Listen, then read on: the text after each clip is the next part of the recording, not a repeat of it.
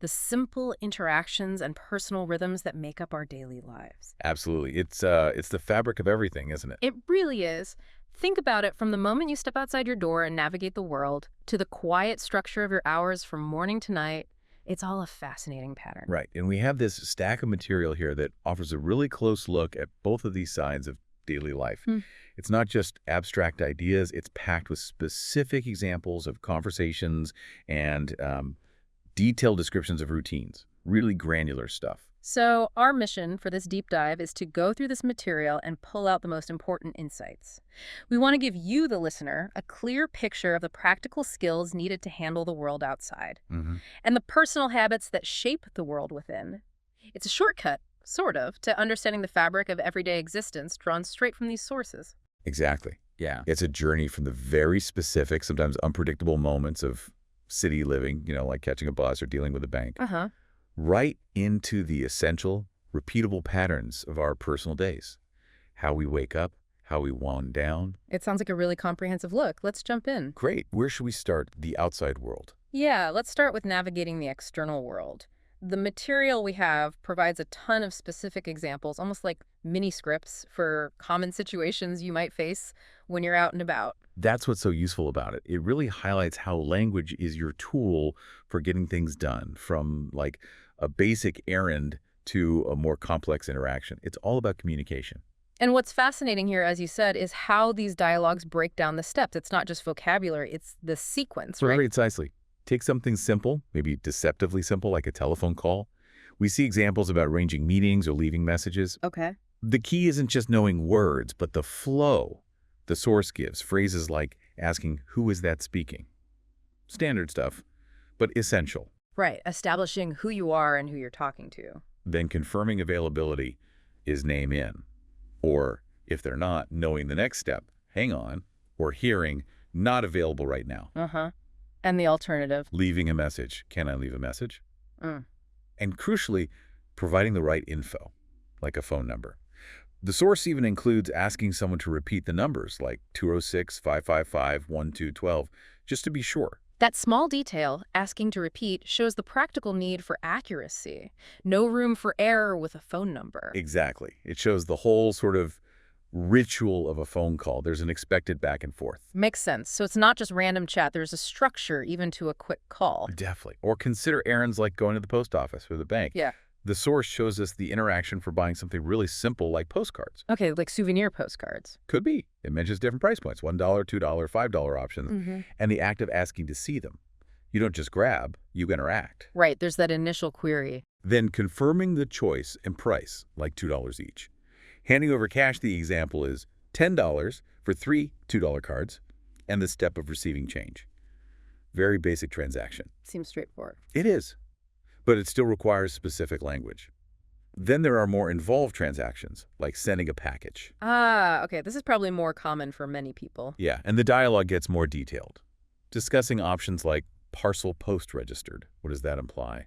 Maybe tracking, more security. You could choose the service level. Exactly. And then stating the contents, the example here is 3 books, and the decision about insuring it. Insurance, right, always an option. The source mentions insuring for $30, with the cost being $60. Now, those specific numbers might depend on the context or value, but the point is, insurance is an add-on with a price. Another choice point in the process. Definitely. Buying stamps, naturally. But then there's this detail the source flags as crucial. What's that? Forgetting the return address. Oh, yes. So easy to do. Right. It highlights how even in a standard procedure, you can miss a critical step.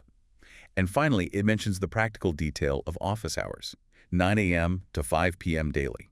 Useful information woven into the scenario. So the post office visit, it's a series of micro interactions. Exactly. Questions, confirmations, decisions, payments, and potential mistakes. Okay, what about the bank? Similar level of procedural detail. Very much so. The bank examples are quite specific. Withdrawing money, say $500, isn't just asking for cash. No, there's usually a form, right? Precisely. The source mentions filling out a form, name, account number, amount, the necessary data points. Standard procedure. And then the security step, Yeah. entering a password or PIN. The source even includes a realistic hiccup. What happens if you enter the wrong password initially? Ah, that moment of panic. Right. But then getting it correct, then signing a receipt, and finally receiving the money. It's a very defined sequence. Very step by step. What about cashing a check? Similar process, but with different questions. The example is for $100. It brings up the question of whether you need an account at that specific bank. Ah, yes. Or if you need to open one. Exactly. More forms. Needing ID identification is key here. And then, interestingly, how the cash is desired. What do you mean? The source mentions the phrase 10T. Now, we have to interpret that a bit, but the context strongly suggests asking for specific denominations. Like $10 bills or 20s? Probably something like that, yeah. Yeah. Asking for the cash in a particular format. It shows you can sometimes specify. Okay, that's a level of detail I wouldn't have expected. And it also contrasts paying by credit card versus paying cash in a different, though related, bank context scenario mentioned elsewhere. These aren't just about money. They're about following a very specific procedural script with rules and checks. Got it. So phone calls, post office, bank, these are structured interactions for specific tasks. What about just getting around, moving through the city? Ah, yes. Transportation. The material gives us really detailed dialogues for taking buses, subways, and taxis. Everyday stuff, but full of necessary communication. Let's start with the bus. Seems simple enough usually. Well, yes and no. The dialogues show the need for clarity. Asking about the destination. Does this bus go to X? You need to confirm you're on the right route. Makes sense. Don't want to end up miles away. Identifying your stop, get off at the bookstore. Asking about transfers, take number 39. Is that the end of the line for you, or do you need another bus after? Right, planning the whole journey. Fare confirmation. How much is it to that stop? The example gives $1. Understanding the number of stops, 3 stops, including this one. All practical details. And needing a transfer after the number 39 bus, the example says no, so getting that final confirmation. Exactly. You even see moments where someone realizes they missed one, their bus just left. Oh, that sinking feeling. Yeah. And then exploring options. What other routes go there? The source mentions asking about alternatives like number 9 and number 12 go to the hospital. So knowing your backup plan. And finding information where to get a bus schedule or map. The dialogue points to the transportation department around the corner. It covers the whole process from planning to riding to problem solving. That's quite comprehensive for just taking the bus. What about the subway? Similar issues. Similar need for information, but different specifics. Buying tickets is a key interaction. How many? 2 tickets. Stating your destination. The art gallery. Okay. Figuring out the route, especially transfers. Take line 5, transfer to line 1 at Central Bank. This can be confusing in a new city. Definitely. Visualizing the transfer. Understanding the total number of stops, 10 stops. And receiving aids, like a map, the dialogue, includes getting one in case of getting lost, which is thoughtful. Yeah, a little safety net. And ticket price. Mentioned is $2 each in this example, and receiving tokens instead of paper tickets, which is specific to some systems. Right. Tokens versus cards versus paper. Systems vary. They do. And the source even breaks down using an automated ticket machine, needing specific coins like 2 $1 coins, inserting them, clicking the button, The mechanics of it. and the common problem. What if you only have a large bill, like $20? Where do you get change? The dialogue points to a service center. Again, practical problem solving. It really covers the potential friction points. It tries to, yeah. Then there's taxis, Yeah. a different kind of interaction again. More direct, usually. Just tell them where to go. Often, yes. Stating the destination clearly. Yeah. Railway station. But sometimes with urgency. Please hurry, I'm late. Adds a bit of pressure. Yes. We've all been there. Then understanding how the fare is calculated. The source gives an example. A base rate for the first few kilometers, say $10 for the first 3 kilometers, and then an extra charge per kilometer after that, like $2 extra per kilometer. So you understand the meter isn't just random. Right. Leading to a final fare, $28 in this case, and the payment exchange. Handing over $30 and saying, keep the change. A common social convention. But taxis aren't just about hailing one on the street. The source includes booking a taxi in advance. Okay. For an airport run, maybe? Exactly the example given. Booking for the airport tomorrow. Specifying the time needing pickup at 7:30 a.m. to make a 10 a.m. flight. Crucial timing. Gotta get that right. Providing the pickup location, 345 York Street, and even clarifying potential extra fees, like for suitcases, $1 a piece in this dialogue. Wow, okay. So many details, even in these everyday transport moments. They're all governed by specific language and expectations, aren't they? Absolutely. There's a script, a pattern for almost all of them, Knowing it makes things smoother. This material seems to go into significant depth on car-related scenarios, too, which makes sense. Cars are a huge part of life for many. They are, and they involve a whole different set of interactions, both personal ownership decisions and interactions with various services. So where does it start? Buying a car. Yes, the source touches on that. It's more than just choosing. It describes visiting an auto show at the exhibition center, seeing different brands, BMW, Audi, QQ were mentioned, Taking in the options. acknowledging the latest tech, but also the difficulty in choosing one. It's a big decision.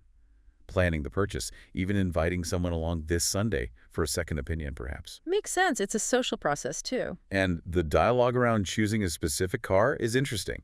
It highlights personal preferences and aesthetics. How so? Well, one person finds a black Honda gloomy. Another thinks a red Audi is terrific but expensive. And a white Toyota Vios is seen as bright and graceful. It's subjective. Taste plays a big role. And then the practical step. Suggesting a test drive. You need to feel how it drives, not just look at it. Absolutely essential. Okay, so that's buying. What about renting? Car rental interactions are covered too. Discussing rates. $19 a day or $129 a week for an economy car, with the important detail of unlimited mileage. Those details matter when comparing deals. For sure. The process involves asking for a car for a specific time tomorrow morning, confirming you have the necessary documents like a driver's license, and then the inevitable form filling. Always forms. Always forms. Rates for different vehicles are mentioned too, like a station wagon. The source says $32 daily plus $0.39 per month. Now, that per month seems odd. Yeah, that sounds like a typo. Per mile, maybe? Almost certainly. Judging by the context and typical rental structures, 39 cents per mile makes much more sense. We have to infer that sometimes. Good point. Source material isn't always perfect. No. And taking it right now is an option too. Needing licenses, potentially both your own and an international one, depending on the location. Filling the form again. And the payment method. Credit card versus cash. All standard rental procedures. Right, the usual checklist for renting. Then there's the really mundane stuff like filling the gas tank. Even that. Even that, the simple choice. Regular versus premium. But also the interaction around potential upselling. Like when they ask if you want your oil checked. Exactly. The dialogue shows someone being asked, do you want me to check your battery? Or check the radiator? And the response being, no thanks. It notes the potential small cost, like $10, maybe just for the check or a small top-up. Resisting the upsell. Right, or asking for a small extra service, like wanting the windshield cleaned, but adding, please hurry up. Balancing service with your own time constraints. These are such small, everyday moments, but they add up. They do. And parking fees are another interaction. Yeah, the garage ticket, the payment. The source shows the process. Yeah. Giving the parking card, confirming the park time, 2 hours, knowing the hourly charge, 5 yuan in this example, and calculating the total, 10 yuan. Simple math, but a required interaction. Standard procedure. But it also gives a glimpse into differing opinions about parking costs or rules. One person finds a carport rate, 10 yuan per hour, too expensive. Another sees a time limit regulation not just as a rule, but as an inequality clause. Interesting. So even a parking fee can spark a viewpoint. It shows that people react differently to the same systems and costs. It's not purely transactional. There are feelings and opinions involved. That's a good reminder. What about car care, like getting it washed or fixed? Yep, car beauty shops and repair shops. The beauty shop dialogues highlight discussions around maintenance and aesthetics. Someone has a scratch on the surface. Ask, can you help me clean it away? Okay, a simple fix. But it leads to a suggestion for more thorough care. The mechanic points out the lacquer is slightly shedding and the luster is lost. They suggest a deeper treatment. The upsell again, maybe? Or genuine advice? Could be either, right? The dialogue shows the customer agreeing to the thorough care. Another example involves a scratch made by a nephew that looks weird. The suggestion is to renew your car from inside out, assuring them fixing the scratch is a piece of cake. Piece of cake. Shows confidence. Or maybe sales talk. It's the vocabulary of vehicle care and the trust, or potential skepticism, involved in those service interactions. Makes sense. Okay, that covers maintenance. But what about less pleasant car situations, like tickets or accidents? Yes. The source material doesn't shy away from those. Dealing with traffic violations gives insight into rules and consequences. Like getting pulled over. Exactly. A red light violation scenario reveals someone's mistaken assumption they thought a right turn on red was okay, but a sign explicitly said, "No turn on red." Ouch. Gotta read the signs. Then the procedure unfolds. The officer asks for the driver's license and insurance. You get a ticket, you have to sign it. And you have options after that. Yes. The dialogue mentions the option to appeal in court within 14 days with the information on the ticket slip. It ends with the advice to drive safely. A formal interaction with clear steps and potential recourse. Very. Another example is a seatbelt violation. The driver claims they didn't know it was required. Ignorance isn't usually an excuse, though. No. The response is that it's required according to the traffic regulations. Despite the driver asking to be let go, they still have to pay the fine. It shows the firmness of the rules. Right. No wiggle room there. And then even more serious events, like traffic accidents, are captured in these dialogues. Wow, okay. How does it portray those? One scenario involves someone admitting to driving too fast the speed limit, 40 kilometers per hour, and not taking it seriously. The devastating consequence is hitting someone. Oh, no. The dialogue includes checking on the person, alive but injured, the decision to take them to the hospital, and the driver admitting entire fault.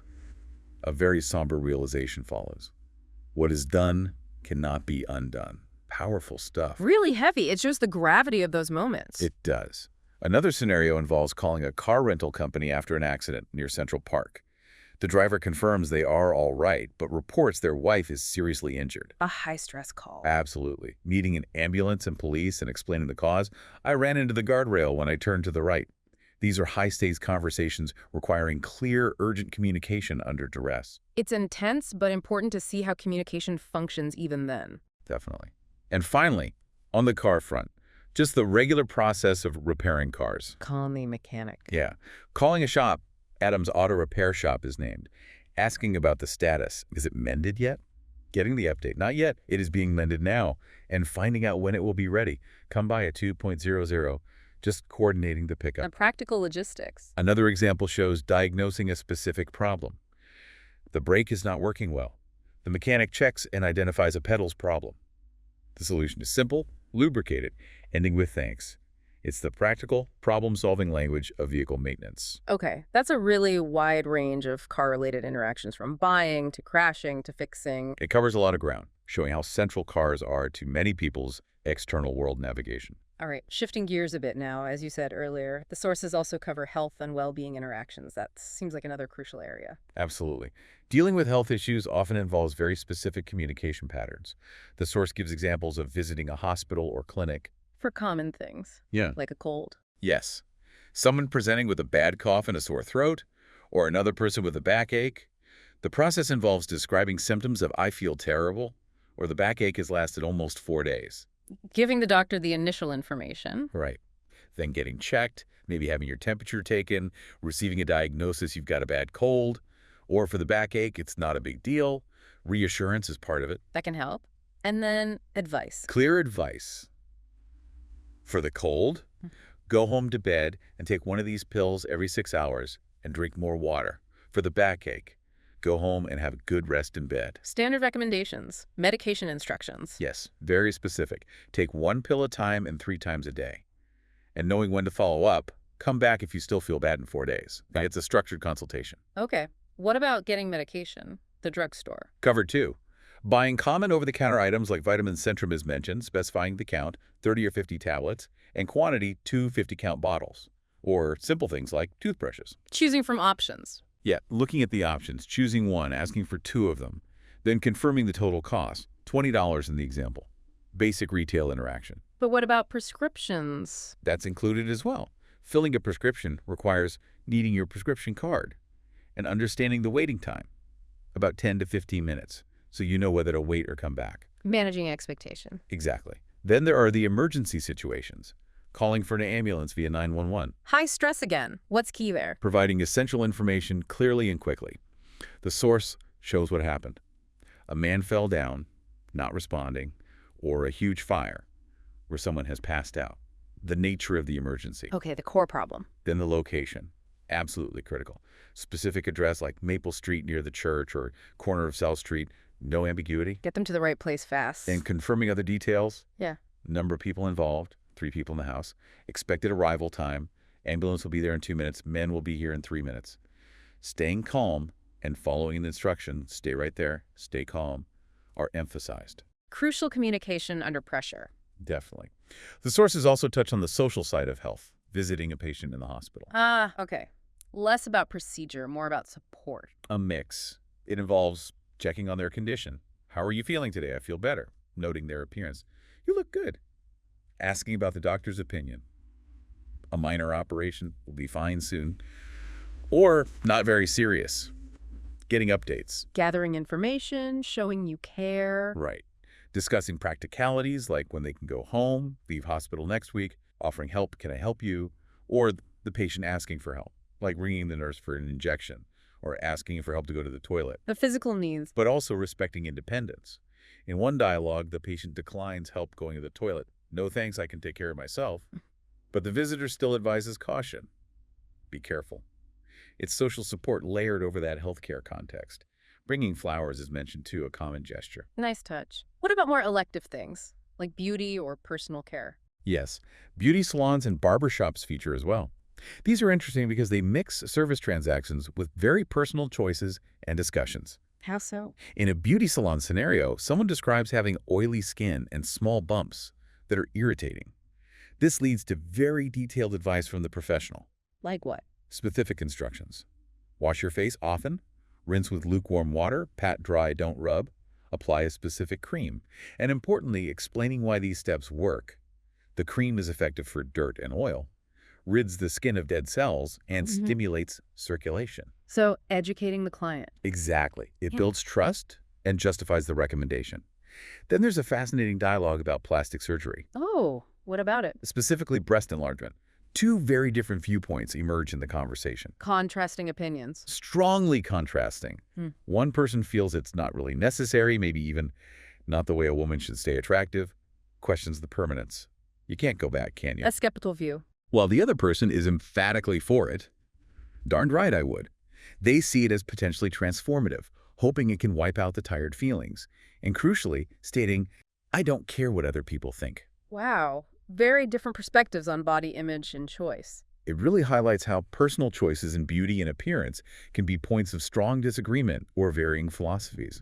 One suggests maybe makeup is enough. The other is ready for a lift and wants to be open-minded. A complex conversation. It is. Barbershops, meanwhile, cover the language of haircuts and styling, which is also quite specific. Getting what you want visually described in words. Exactly. Asking for the same style as usual versus wanting to change my style because there's a special party tonight.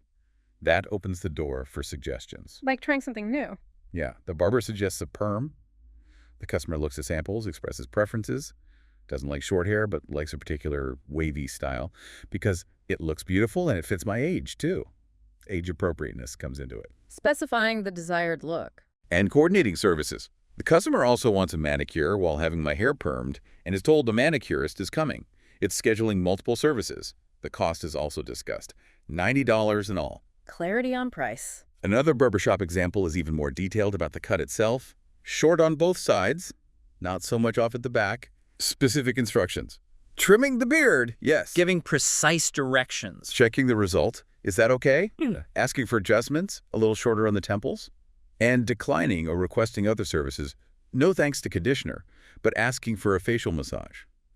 These are personal service interactions with very specific vocabulary and negotiation. You really need to communicate clearly to get the look you want. Absolutely. Precision matters. Okay, so we've covered errands, transport, health, personal care.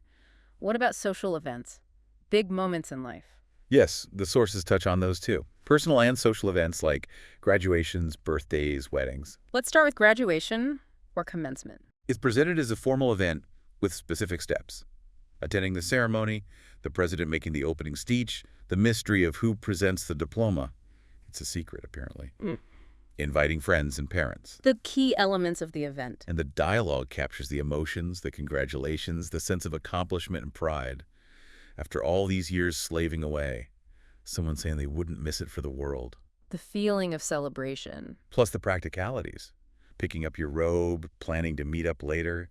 It blends the formal and the personal. Makes sense. What about birthday parties? Those dialogues focus more on the social interactions within the party.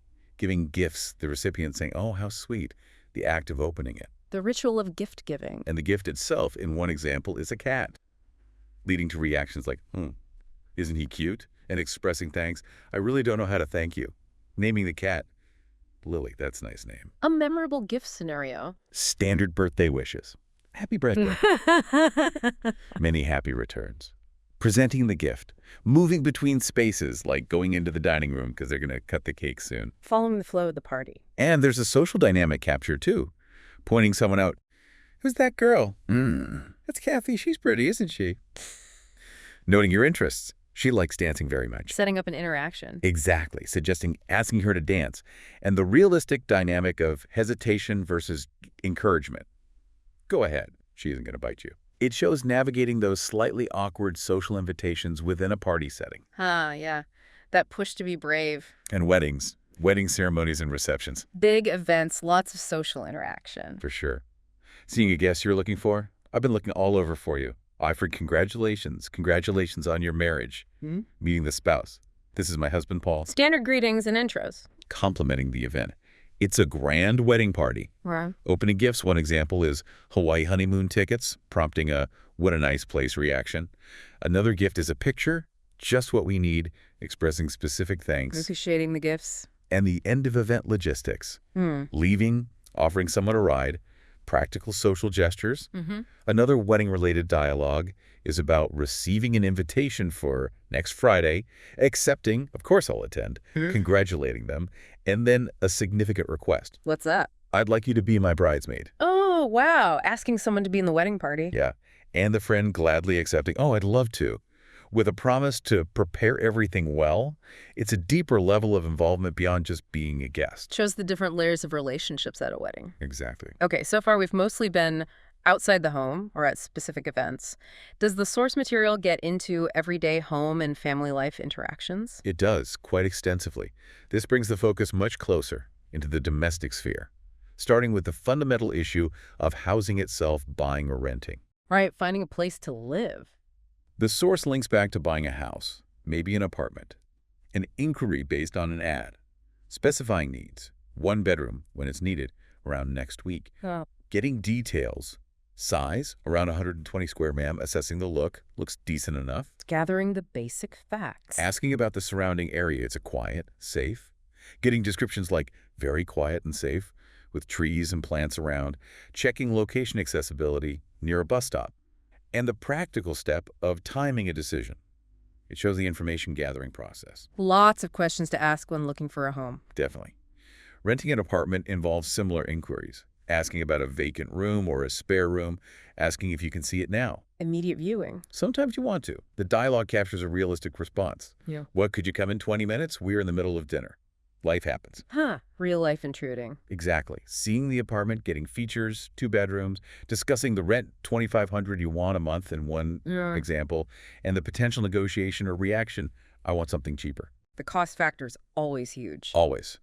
Another rental inquiry is for a small room with a lower charge, $35 a week. But it comes with specific rules. Like what? We don't allow smoking, and you can't have visitors. So understanding the conditions and limitations is crucial when renting. The dialogue shows someone asking to see the room, being told to wait while the person is on the phone, and then invited over. It highlights the questions and conditions involved. Finding a place is a whole process. It is.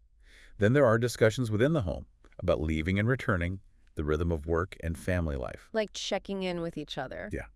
Asking how someone is, leading to admission of failure, not good, I failed the examination, exploring the reason, didn't work hard enough, play computer games very often, Honesty about shortcomings. discussing the chance to retake, I think so, you'd call my teacher, and getting advice. Study by heart, you're a clever boy. Parental guidance, maybe. Or partner guidance. Could be. Another scenario shows a partner returning home late. You are eventually coming back, working overtime again, being very busy. The pressures of work life affecting home life. Exactly. Noting the consequence. Less time with you, which is obvious, but still an acknowledgement of care. You still remember to care for me, and recognizing the other partner's hard work too, even with a flexible schedule and freedom. Mutual understanding, hopefully. Hopefully. But then the mundane reality hits.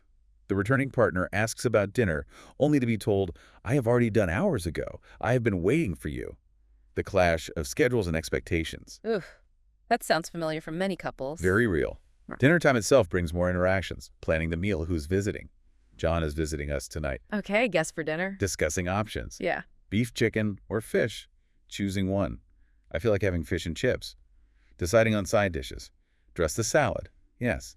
Listing ingredients needed for the salad. Lettuce, tomatoes, cucumbers, but also specifics like garlic, parsley, ginger, and green onions. Getting detailed about the recipe. Checking if those ingredients are actually on hand. Happen to have all of them.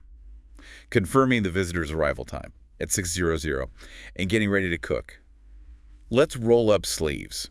The preparation phase. Simple courtesies are included too, like asking if someone has washed their hands, not yet be there momentarily.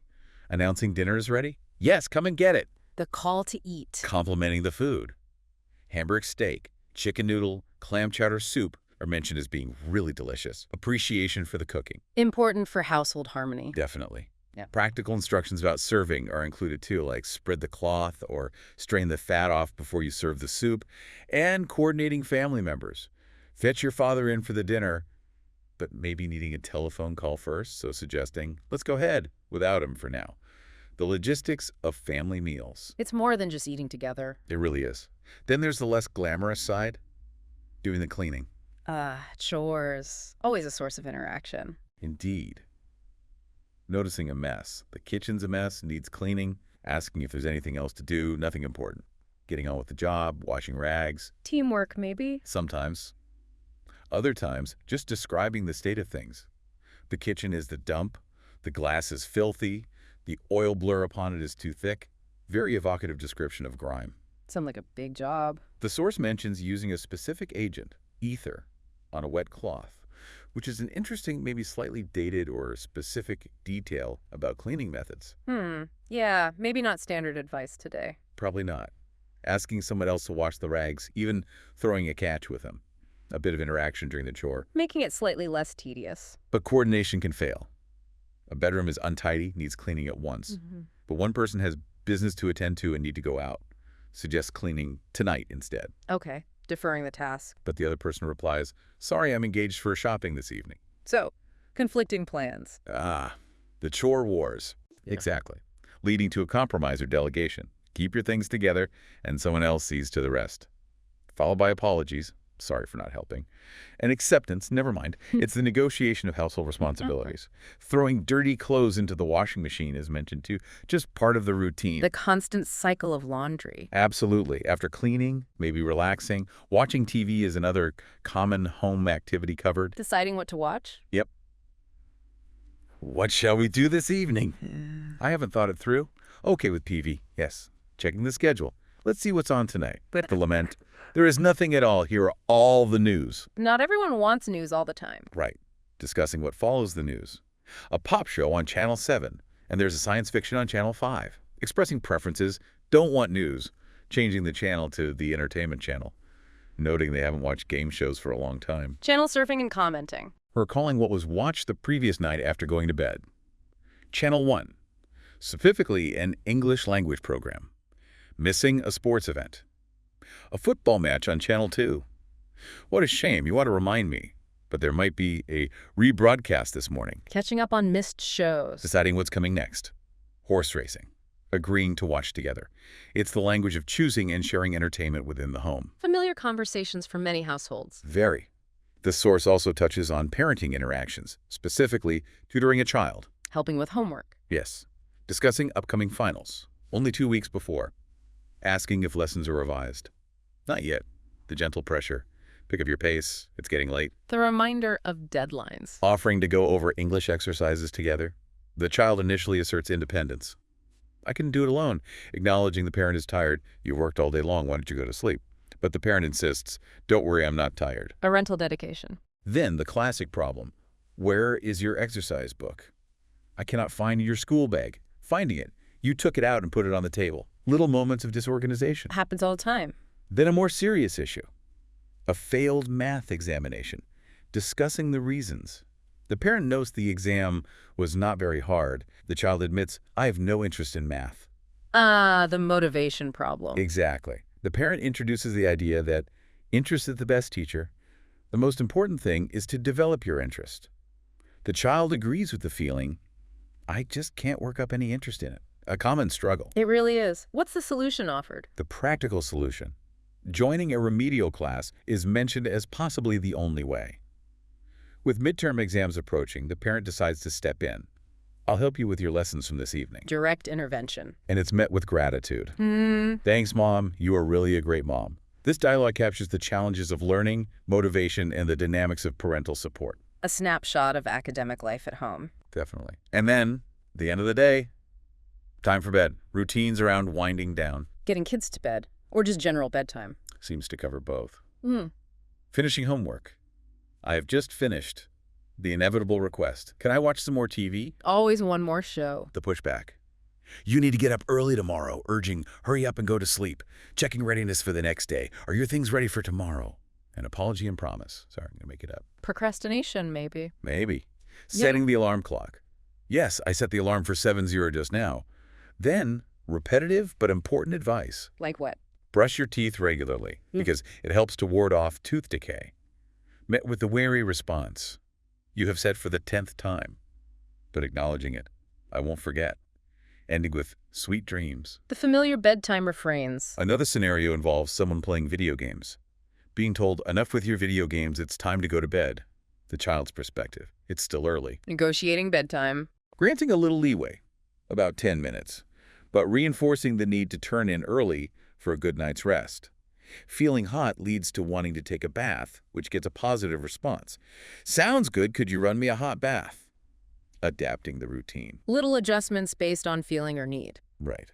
Then there's the practical side of running a household. Domestic expenses. Talking about money can be tricky. It can. The dialogue starts with not knowing how much was spent last month, I have no idea, and the suggestion to keep a record of our costs. Getting organized financially. Looking at past records reveals they barely made both ends meet last month, noting that expenses are mounting up and the cost of everything is rising, a common complaint. Inflation blues. Identifying specific purchases that were rarely needed in hindsight, even though they thought they were necessary at that time. Buyer's remorse, perhaps? We've all bought things we didn't really need. Leading to the resolution to keep our spending in check, organize our spending, and importantly, don't live beyond your means. The promise is made to keep a tight rein on expenditure from now on. Budgeting decisions. Receiving bills is part of it, too. Gas and water bills received yesterday, noting the cost, about $300. Checking the due date, this Saturday, and needing to get money from the bank. Planning the bill payments. Deciding the amount to draw, $400. Then, one person asks for more money because they have no cash on hand and have a specific goal, wanting to buy kids' clothes at a secondhand store. Balancing needs and budget. Thrifty shopping. It shows the practical language of budgeting, managing bills, and negotiating spending within a household. Very grounded in reality. What about pets? Do they feature in family life? Yes, family pets introduce another element. A birthday wish to keep a pet starts a discussion. Choosing a pet. Various options are mentioned. Guinea pig, parrot, rabbit, tortoise, dog. But the specific desire is for a Siberian husky with a note about its characteristics. Unequaled for stamina and endurance. A well-researched choice. Someone knows their dogs. Wanting a little puppy and promising the family will like it. Then comes the reality of pet ownership. Discussions about responsibility. Who walks the dog? Exactly. It's Mary's turn to take the dog for a walk, addressing Mary directly. Then hygiene.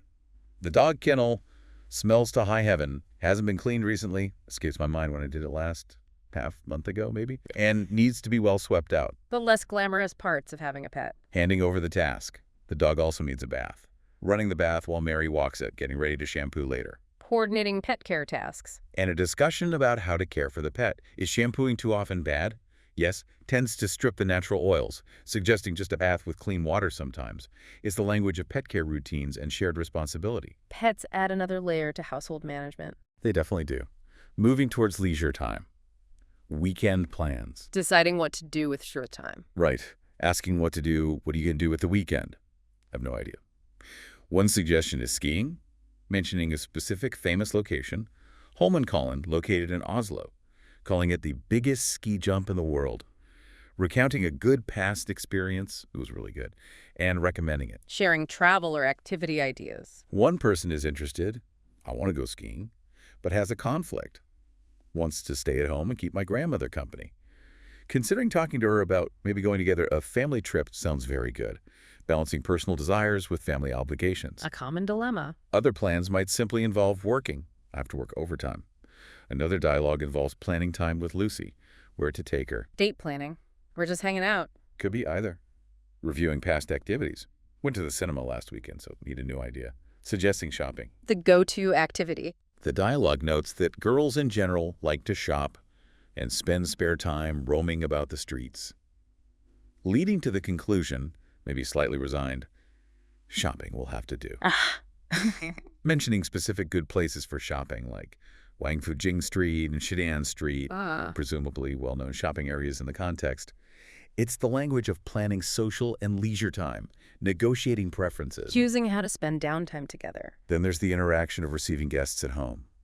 Hospitality rituals. Welcoming people in. Answering the door or buzzer. Who is it? It's Mary.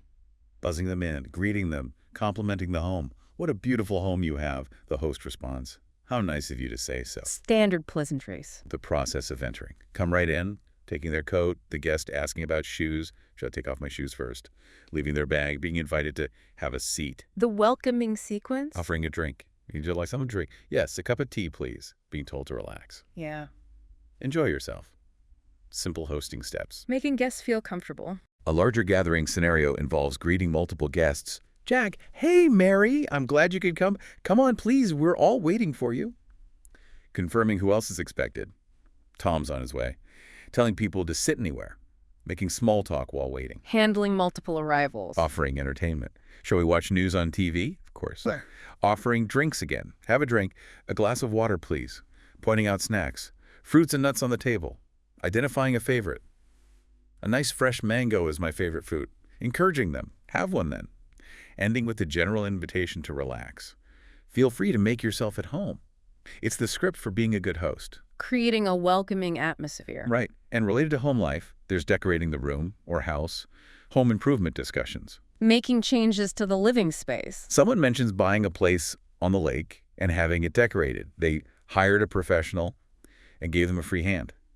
Trusting the expert. Delegating the design. Noting the house was already in fine repair, but the guest rooms were furnished with luxurious carpets and fittings. Acknowledging the cost. It cost me quite some bucks. Home improvements can be expensive. Understatement. Another scenario involves a bedroom needing gooing over. The specific task mentioned is scraping off loose flakes of paint before redecorating. The hands-on prep work. DIY approach. In this case, yes, they haven't employed an interior decorator.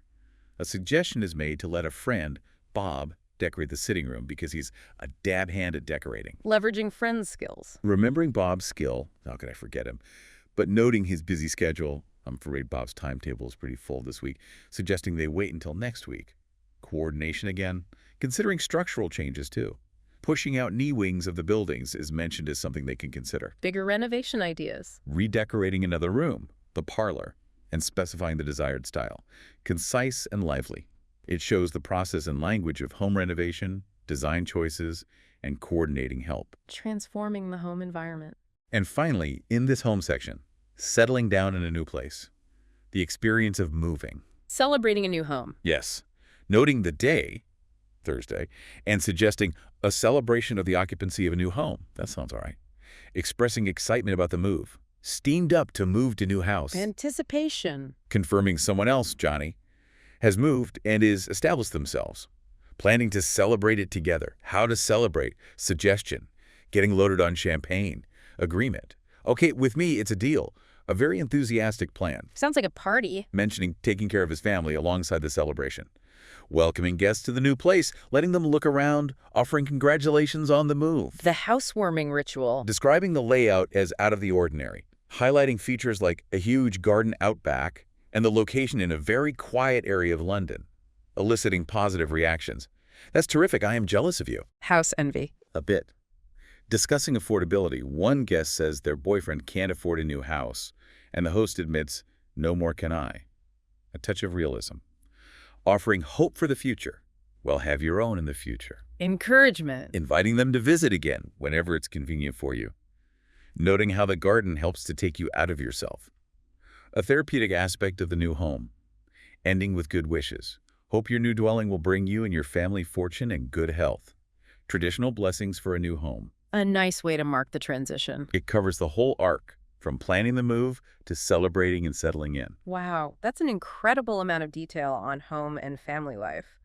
But underlying all these specific situations, bank, bus, home, hospital, are general social skills, right? The source must touch on those basics too. Absolutely. It pulls back to look at the fundamental building blocks of interaction that apply across many contexts. Things like greeting and saying goodbye. The absolute basics. Right? Casual greetings. Hi, Bob. Hi, Jill. Hi, Judy. Hi, Lucy. Asking how someone is, how you going? Getting various responses from fine thanks to the more revealing not good, perhaps followed by a reason like, I failed the examination. Sharing a bit of personal status. Explaining your reason for being somewhere. I want to buy a gift for my father's birthday. Discussing ideas for the gift. A watch is cool but expensive. A book is a good idea. Practical problem solving embedded in chat. Casual conversation with a purpose. And then the simple act of ending the conversation. Needing to go, I gotta go. And standard goodbyes. See you later. Very fundamental. Okay. What about introducing people? Crucial social skill. The source gives specific phrases. I don't think you have met my friend X yet.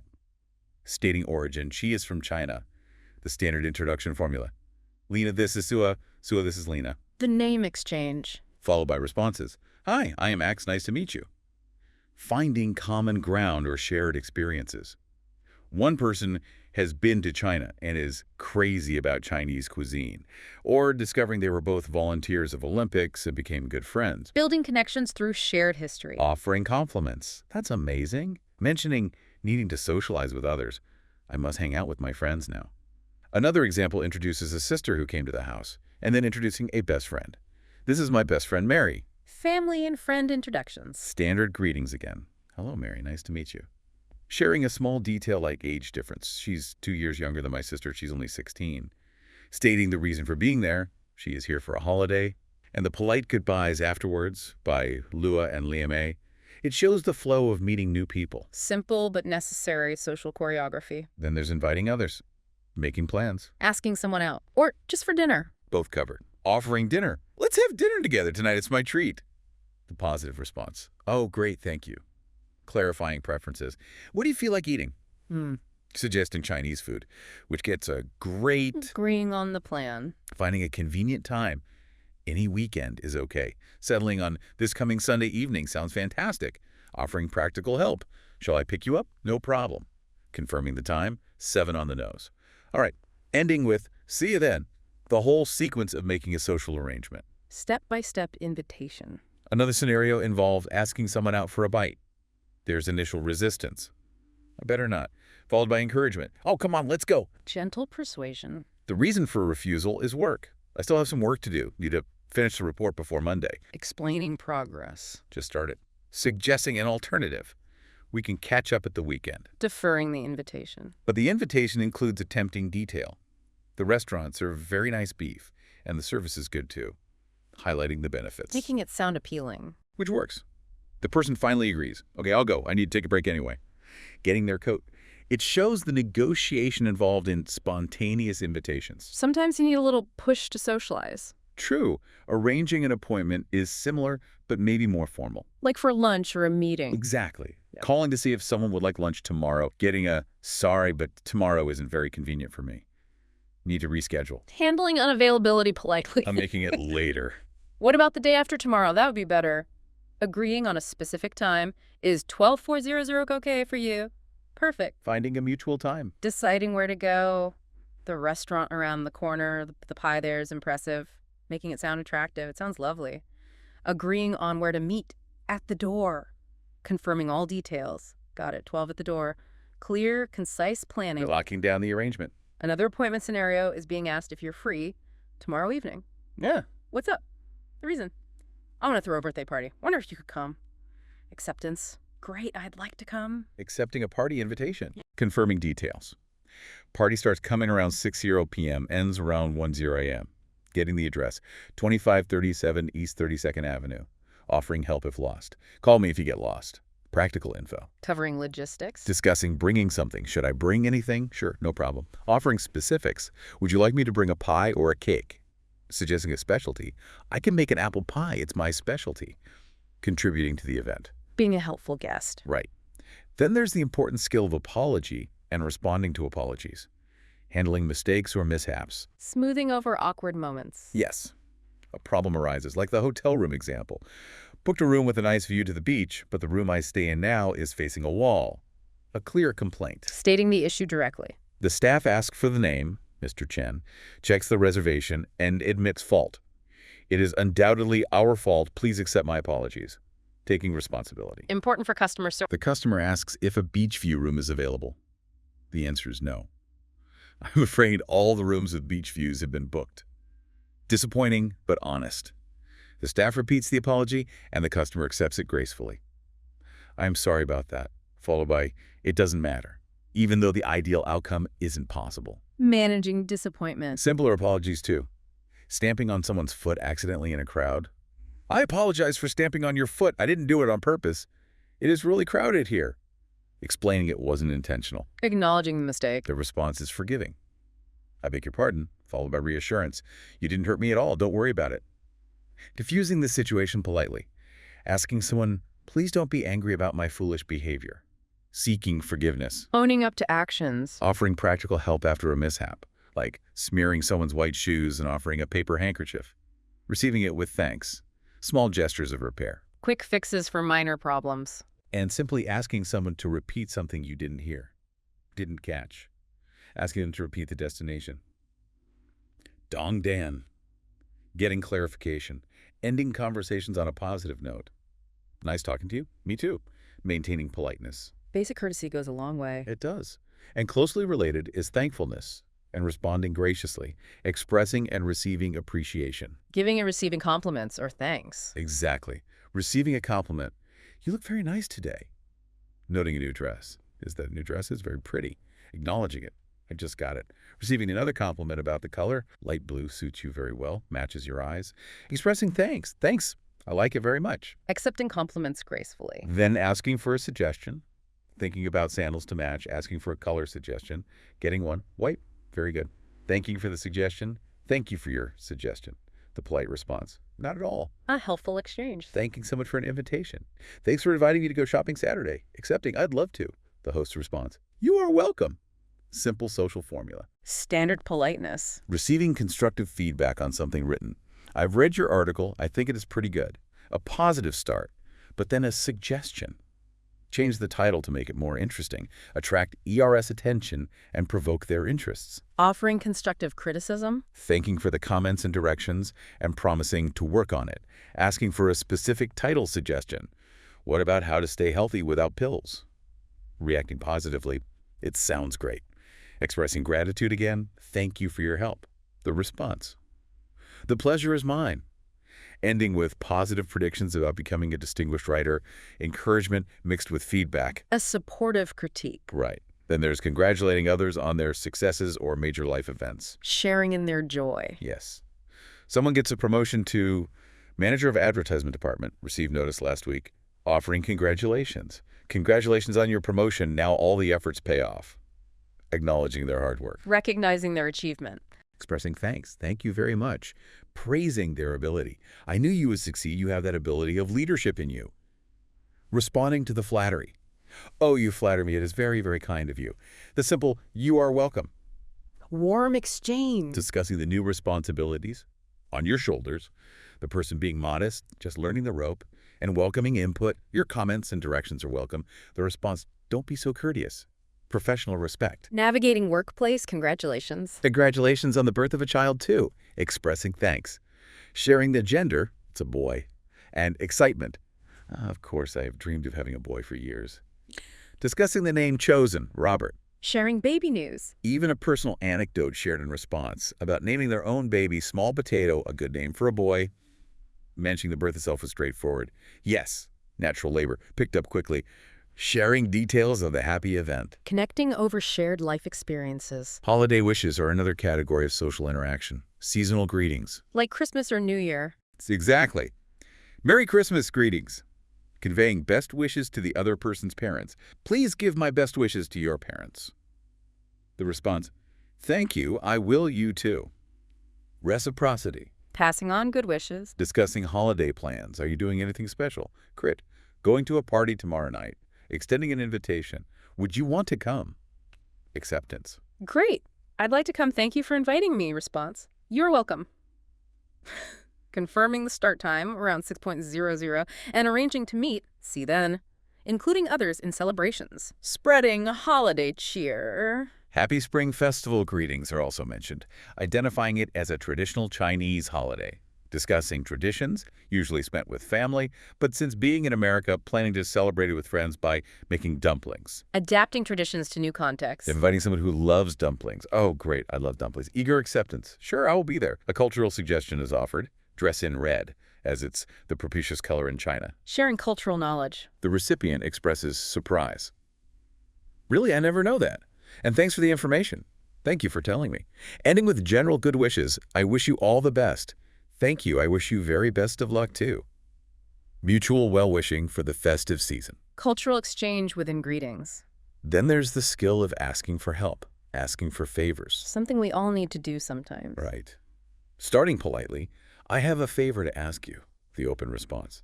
Sure, what is it? Asking for a recommendation. I'm wondering if there's any good restaurant around. Getting a positive answer. Oh yes, there is a noodle shop near here. Getting local advice. Asking for directions. Could you show me the way?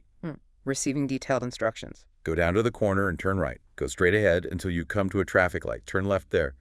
It's the second or third house on your right. It is easy to find. You can't miss it. Clear, step-by-step guidance. Helping someone navigate physically. Expressing significant thanks. You have done me a great favor. The modest reply. No bother.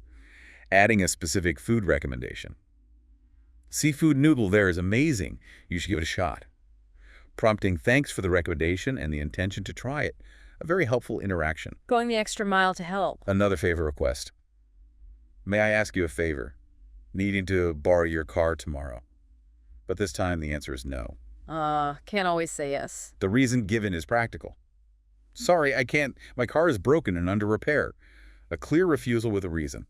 Followed by an apology. Sorry that I can't help. The asker accepts it. It's okay, I will ask others. Handling refusal gracefully. The person who refused then offers an alternative suggestion. Why don't you take a chance with John? He has a car too. He might be willing to lend it to you. Still trying to be helpful. Offering a different solution. The asker thanks him and says they will call him later. The initial person reoffers general help. Sorry, tell me if there's anything else I can do for you. Ending on a helpful note, despite the refusal. Maintaining goodwill. Agreement and disagreement are fundamental too.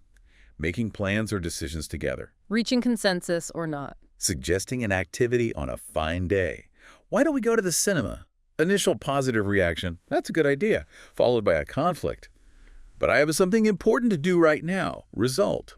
Oh, what a pity. Scheduling conflict. Finding an alternative time. What about tomorrow? Suggesting a specific new film, Harry Potter 6, in the example, checking for interest. What do you think? Expressing enthusiasm. I'm looking forward to see it. It's very worthwhile to see. Strong agreement. You're right. Aligning on the plan. Agreeing on the specifics. When and where to meet. 8 tomorrow morning, Capitol Cinema. Confirmation. Okay, see you then. Reaching a clear agreement. Plan made. Another scenario. Invite to C's birthday party, suggesting, shall we go together? Agreement. I'd love to. Suggesting bringing a gift. I think we should bring him a gift. Met with very strong agreement. The source uses the slightly confusing phrase, I can't agree with you anymore, which in this context means, I completely agree. Right. That phrasing can be tricky, but it means total agreement here. Exactly. Discussing gift ideas. What does he like? Suggesting a bottle of wine. Rejected. Maybe not. He doesn't drink. Need another idea. Considering the recipient's preferences. Suggesting a DVD version of Slumdog Millionaire. Recognition. That's his favorite movie. Positive reaction. Sounds awesome. Decision made. Let's go to the DVD store now. Agreement. Sure. From suggestion to action. Collaborative gift selection. And finally, suggestions and opinions. Giving advice or sharing perspectives, especially when someone seems down. Trying to help or understand someone's mood. Someone is visiting from New York, asking for suggestions on what I should see. One suggestion, Museum of Modern Art, is rejected. No, I don't like museums. They're boring. Personal taste again. Fair enough. Offer another idea. Why don't you go to see the Empire State Building? Positive response. Ah. That sounds interesting. Tailoring suggestions. Finding something that appeals. Noticing someone seems unhappy. "You are not looking happy. What's the matter?" Getting a vague, weary response. "Oh, nothing special. I'm just a bit tired with the job, with everything, with everybody, with all this general malaise." Feeling overwhelmed or burnt out. Offering a direct suggestion, almost a diagnosis. "You need a holiday." Discussing the feeling further. "It wasn't always like this. Life lacks variety. We always do the same thing." Confirming the initial diagnosis. "You need a holiday. That's what the matter is." The response is tentative agreement. Certainly, perhaps. Identifying the need for a break. It shows how conversation can be used to explore feelings and suggest solutions. Exactly. It covers the full spectrum, from simple greetings to complex negotiations and emotional support. Wow. That was an exhaustive tour of navigating the external world. It really was. From ordering a coffee implicitly in some of those interactions to dealing with a traffic ticket explicitly, it just drives home how much of our daily life involves these specific patterned interactions and the language that goes with them. It really does. And it shows that even the seemingly mundane moments, like buying stamps or asking for directions, they have their own scripts and social rules embedded within them. Absolutely. So now, let's shift gears entirely. As you said, let's look inward. Part 2, the world within. This section uses the other source material we have to explore our daily routines, the structure and habits that frame our personal time. Right. Moving from the interactions out there to the rhythms in here. And the source makes a key point right up front, which I think is really important. What's that? That talking about your routine, even the simple things, is valuable in itself. It's not just like language practice, though it mentions that too. The content of these routines, the habits themselves, are what fundamentally shape our lives and our experience of the day. So understanding the routine helps understand the person and maybe helps the person understand themselves better too. I think that's definitely implied. The material walks us through the structure of the day, starting logically with the morning. The morning. Love it or hate it. Exactly. It highlights that idea mornings can be tough, but they are truly where everything begins. We get glimpses into different morning structures based on people's lives. Like students versus workers. Yeah. One example is a CS student waking around 7 a.m.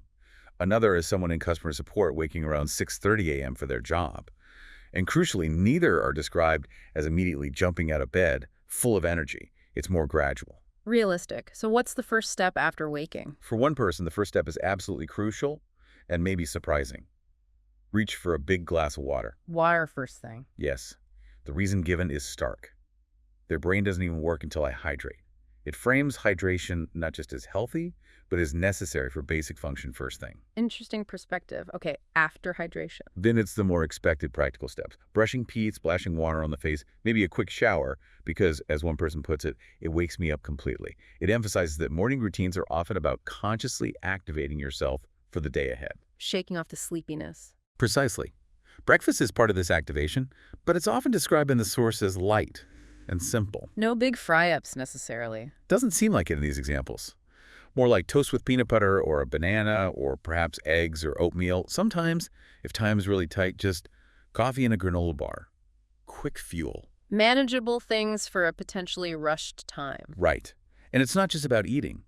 The source mentions using breakfast time for some quiet planning or checking in, like checking the podcast plan for the day or the YouTube schedule in one case. Using that time productively, but maybe gently. Seems like it. Post-breakfast, the focus shifts slightly towards setting intentions and focus for the work or study ahead. Getting mentally prepared. Exactly. One person describes looking over their study plan, lectures to attend, assignments due, and then setting just one little goal for the day. Just one. Only one goal. Yet the rationale given is that keeps me focused. It's about clarity, not overwhelming yourself. Another person does something similar. Makes a short to-do list, but specifically, just 3 things I really want to get done. Limiting the list. Right. Finding that it helps me feel focused without stress. The insight here isn't just that they make lists or goals, but the strategy behind it, minimizing overwhelm, creating achievable focus. That makes a lot of sense. Avoid starting the day feeling swamped. Totally. And the source explicitly points out the language aspect here too. Talking about mornings naturally uses essential verbs like wake up, brush, shower, get dressed, calling them super useful in real life. It reinforces that these routines don't need to be fancy or elaborate. Simply describing your own simple routine builds confidence. Both in living it and maybe in talking about it. I think so. Okay, so after the morning gets us going, we move into the afternoon. The main part of the workday or study day for many. Right. The source describes this time as a shift, feeling like the heart of it all, where things often become busier. Lunchtime is a key marker, usually scheduled around daily commitments. When do people eat? One example is after last morning class, around 12:30, when the student is usually starving. Another, someone working from home in customer support, wraps up their morning job tasks around noon before taking a break to eat. Fitting it into the workflow. And the lunch meal itself seems to prioritize ease and speed in these accounts. Something easy or quick. Like what? Things like noodles or a rice bowl, maybe toast with eggs or just a simple sandwich and a cup of tea. Nothing too complex that takes ages to prepare or eat. Getting refueled efficiently. Right. But then, crucially, the material emphasizes the importance of what happens after lunch, specifically taking a short break. Not jumping straight back into work. No. One person explicitly states, if I don't take a short break first, I can't focus. It's presented as essential for productivity later. What kind of breaks are we talking about? Naps. Not necessarily naps, though maybe for some. The examples given are simpler. A short walk, just getting outside, listening to music, or even just lying down for 10 minutes, which the source says helps so much. Simple, short resets. Exactly. The break is presented as giving your brain space to reset. It's a conscious pause. And this is contrasted with just working through. Yes. The source mentions a past approach of trying to just push through the afternoon slump, which ultimately led to burning out faster. So there's a learned wisdom here. Learning from experience. Definitely. The source describes a personal rule now. After lunch, I pause for at least 15 minutes. No screen, no stress, just rest. It's a deliberate disconnection. And the benefit. Feeling ready to study again or even edit our podcast. It's framed as an insight into creating sustainable work habits, not just sprinting until you collapse. That's really valuable. We often glorify pushing through. We do. The source uses their own work, podcasting, as an example of how they use their afternoon time, integrating creative work. The rhythm of messaging each other to record, opening the editing software, checking YouTube comments, planning the next script. Making the work part of the routine. Yes, and making it a part of our routine is highlighted as what keeps the afternoons productive but fun. It's not just drudgery, it's framed as a conscious choice for meaningful activity. Share stories and help people learn English as an alternative to less intentional actions, like mindlessly scrolling Instagram. Choosing creation over passive consumption, maybe. That seems to be the implication. The overall goal stated for the afternoon is clear. Stay balanced. Don't forget to recharge and do something meaningful. It's about managing energy and purpose. Balance seems key. Okay, so morning sets us up. Afternoon is about focused work and strategic breaks. What about the evening? The evening. This is described quite warmly in the source as the favorite part of the day. It's called the chill zone. Time to wind down. Exactly. A time to slow down, relax, and just breathe. After the day's demands, classes, work, interactions, the brain feels like it's done a marathon. The focus shifts entirely to activities that help unplug and recharge. What kinds of activities? Simple things, often. Resetting activities include physical acts like taking a shower right after studying, washing the day off, perhaps. Dinner time is marked by changing into cozy clothes and starting to make dinner. Comfort is key. Seems like it. And again, the emphasis for dinner is on ease. Something light and quick, like a veggie stir-fry or pasta, often around 7 p.m. and nothing fancy. Sometimes just rice and chicken, or heating up leftovers. It shows routines adapting to lower energy levels at the end of the day. Not cooking elaborate meals every night. Not in these examples, no. Post-dinner activities become very personal rituals for winding down. Like what? One person takes a short walk because fresh air clears my head. Simple, effective. Another person describes a more involved ritual. They light a scented candle, make some green tea, and open a book. Creating a calming atmosphere. Yes, and noting that even just 10 minutes of this reading calms my mind. It doesn't have to be hours. Small, consistent actions. Music is mentioned as another ritual, playing soft lo-fi beats and stretch a little. Again, the duration isn't huge. Just 5 minutes of stretching helps my body feel relaxed. It's framed as consciously signaling to the body and mind. What signal? Telling your brain, hey, it's okay to slow down now. Giving permission to relax. I like that framing. Giving permission. The source notes the effort to avoid screens in the evening, which is common advice now. But it's realistic, acknowledging sometimes sneaking in one episode of my favorite show. They call this a wind-down watch. Huh. A little cheap, but maybe controlled. Seems so, but there's still a rule.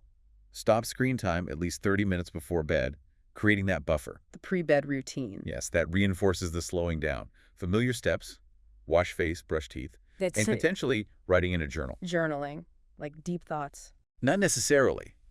The source emphasizes it's not meant to be a chore. Just a few lines, nothing big. The purpose is to reflect on the day. Simple notes like, today I felt proud of this, or next time I'll try that. A quick check-in with yourself. Exactly. It's called a quiet way to say goodbye to the day. The core idea for evenings, the source stresses, is making dedicated time to slow down because both brain and body need it. It won't happen automatically. You have to be intentional about winding down. Seems to be the message. And that leads us into the final phase, the night routine. Getting ready for sleep itself. Yes, described almost poetically as the quiet final chapter where everything slows down. The atmosphere is intentionally set. Room dark, except maybe a tiny night lamp. The world shrinks into this little calm space. Creating a sanctuary. The intention is stated clearly. Try not to think too much. This is the time when planning, checking, worrying is supposed to stop. The phone is consciously put away on the other side of the room, out of reach, out of mind. Removing the temptation to engage. Key actions here are very simple, very internal. Breathe deeply. 10 slow breaths. It clears your thoughts. A mini meditation. Using the breath to calm the mind. Comfort rituals come in too. Warm milk or chamomile tea is mentioned as an old habit from childhood that just makes me feel safe and sleepy, connecting to feelings of security. Tapping into childhood comfort. Wrapping up in a blanket, lying still. There's even a self-described silly habit mentioned. Wow. What is it? Fluff my pillow 3 times before lying down. It's called a little signal. We're done for the day. A personal cue that the day is over. A little quirky ritual. Followed by simply staring at the ceiling for a while, letting all the noise fade, allowing quiet. This quiet moment before sleep is special. Appreciating the stillness. Using external aids is also mentioned. Calming sounds like rain or ocean waves, described as like being rocked to sleep by the planet itself, using soundscapes to soothe. Nature sounds for relaxation. And if the mind is still racing, the source suggests a form of self-talk, whispering a few kind words to myself, like, you did your best, you're okay, let go now. Self-compassion at bedtime. Yes. Described as tucking in your thoughts for the night. It's a very gentle image. The deeper insight offered here is quite profound. What's that? That night isn't just about physical rest, it's about forgiveness of yourself, of the day. It's the fundamental way we reset and start again tomorrow. Letting go of the day's baggage. Exactly. Night routines don't have to be perfect, they just need to feel like peace. And the final thought presented is that every good day ends with letting go. That's a powerful way to frame the end of the day. Not just stopping, but releasing. It really is. And to help talk about all this, the sources also provide that helpful vocabulary list related to routines and winding down. Just to recap those quickly. Yeah, let's run through them. Useful terms. Unplug. Yeah. Basically, take a break from electronic device internet. Essential for evenings, it seems. Wind down simply means to relax after being active busy. The whole point of the evening routine. Got it. Recharge, to rest and regain energy. What the breaks in nighttime are for. Okay. Cozy. That feeling warm, comfortable, relaxing, aiming for coziness in the evening. Nice word. Leftovers. Practical term, food not eaten, save for later. Part of the easy dinner solution. Very practical. Reset means to start fresh or return to calm state. What breaks and sleep help you do. Crucial concept. A ritual. A habit activity done regularly with care meaning. Like the candle and tea or fluffing the pillow, adds significance, reflection, careful thought about actions, feelings. What the journaling enables. Looking back. To let go. Stop holding on to stress, mistakes, control. Yeah. The core of the night routine's purpose. Big one. To push through. Keep going, even when hard. What the source advises against doing constantly, especially in the afternoon. They're like the anti-pattern. Freelancer. Yeah. Just defines a person working independently, mentioned in relation to work routines. Context for work structure. To starve means to feel extremely hungry, like the student before lunch. Physical state. To sneak in. Do something quickly, secretly, like that one episode of TV. The guilty pleasure. And gentle, meaning soft, calm, kind. The desired tone for evening and night routines, and maybe self-talk. These words give us a framework for talking about this internal world of our habits. That's a great summary of the vocabulary. Okay, so we've navigated the external world through that huge array of specific interactions: banks, buses, birthdays, barbershops. All the B's, and others too, of course. Right. And we've looked inward at the structure and feel of our daily routines, from that first glass of water in the morning to letting go at night. Now, part 3. Let's try to connect these threads. This is where it gets really interesting, I think. How do those often unpredictable external interactions we explored in part 1 actually fit into or disrupt or get supported by the more predictable structure of our daily routines from part 2? Yeah, it feels like there's a constant dance between the two, doesn't it? The world throws things at you, but your routine is maybe your anchor. Exactly. Our routines, as described in the source, provide a kind of container or a foundation for the day. So the question becomes, does having that solid morning routine, feeling hydrated, maybe setting that one simple goal, does that actually make you better equipped to handle an unexpected issue later? Like a sudden traffic jam throwing off your commute, or that difficult phone call you have to make. Things we saw in the external world examples. Precisely. It seems plausible, right? That the stability and the focused energy you cultivate through the routine could act as a kind of buffer. It gives you a stronger starting point to deal with the stress or friction of those external moments. Like you've already won the first part of the day, so you have more resources for challenges later. Maybe something like that. Yeah. And conversely, we have to ask, how do those external interactions influence our routines?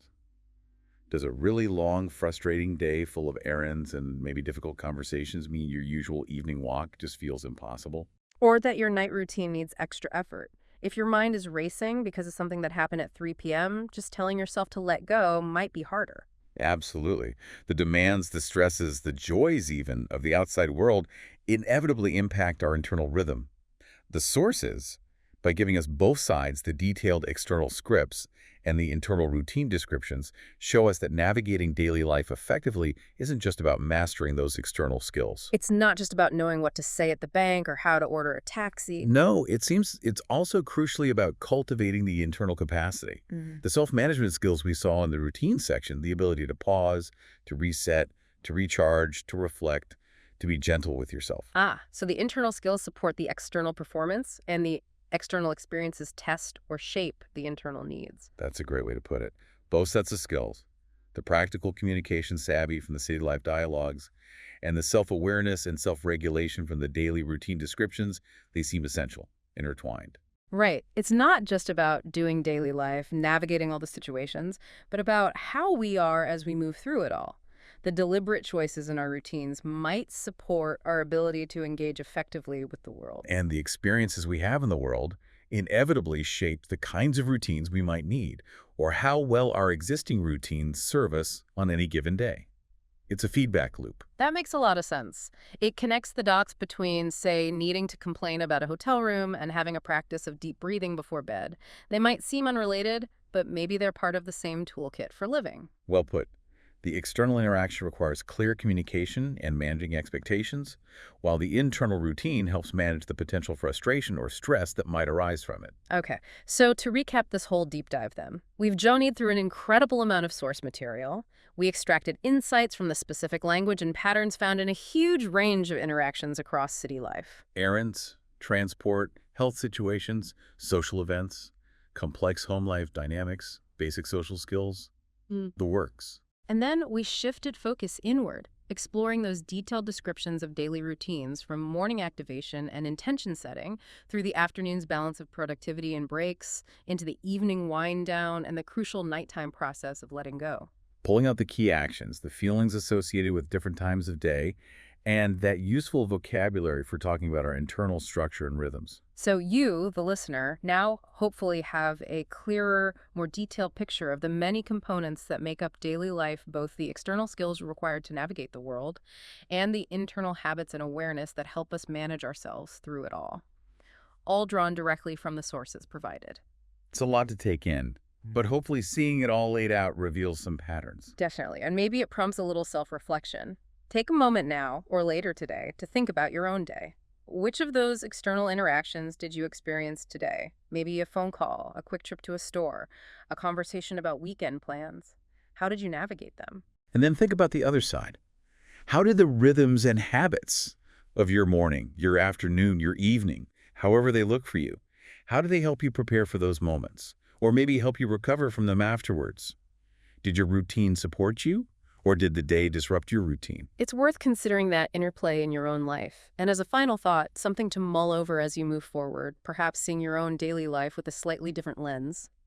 Consider this. How might the small, deliberate choices we make within the personal rhythm of our daily routines, that glass of water, that 15-minute break, that moment of reflection, how might those choices prepare us for, and perhaps allow us to more fully appreciate, or at least better navigate, the complex and sometimes unexpected symphony of interactions that make up our days in the external world?